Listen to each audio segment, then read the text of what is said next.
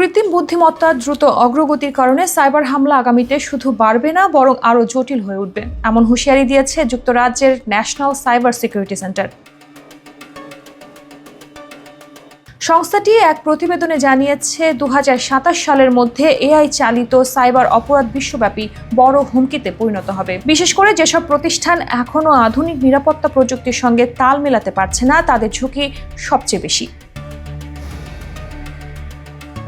Generative AI এর ফলে এখন বাস্তবসম্মত ফিশিং ইমেইল, ম্যালওয়্যার কোড এবং ব্যক্তি বিশেষকে লক্ষ্য করে কন্টেন্ট তৈরি করাও খুব সহজ হয়ে গেছে। এতে অপরাধে জড়াতে আর আগের মতো দক্ষতা প্রয়োজন হচ্ছে না।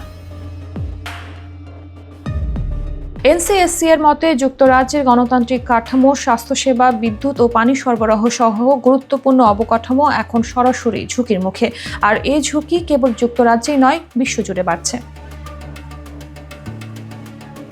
এমন হুমকির মধ্যে নিরাপত্তা সংস্থা মাইনকাস্টের এক জরিপ বলছে ৫৫% বেশি প্রতিষ্ঠান এখনও এআই নির্ভর হুমকি প্রতিরোধে কোনো কার্যকর ব্যবস্থা নেয়নি। এতে আগামী দিনে প্রতিষ্ঠানের মধ্যে দুটি শ্রেণী তৈরি হবে, যারা নিরাপদ এবং যারা সবচেয়ে বেশি ঝুঁকিতে। বিশেষজ্ঞদের মতে প্রযুক্তি, বাজেট ও জনবল যাদের বেশি, তারাই সফলভাবে এআই চালিত সাইবার ঝুঁকির মোকাবিলা করতে পারবে। এতে দুর্বল প্রতিষ্ঠানগুলো হতে পারে সবচেয়ে বড় ক্ষতির শিকার। এআই শুধু হামলার জন্য ব্যবহৃত হচ্ছে না, বরং অনেক প্রতিষ্ঠান এটিকে হুমকি শনাক্তকরণ এবং ঝুঁকি বিশ্লেষণেও কাজে লাগাচ্ছে। তবে জেনারেটিভ এআই ব্যবহারে তথ্য ফাঁসের আশঙ্কায় উদ্বিগ্ন রয়েছে ৮১% প্রতিষ্ঠান।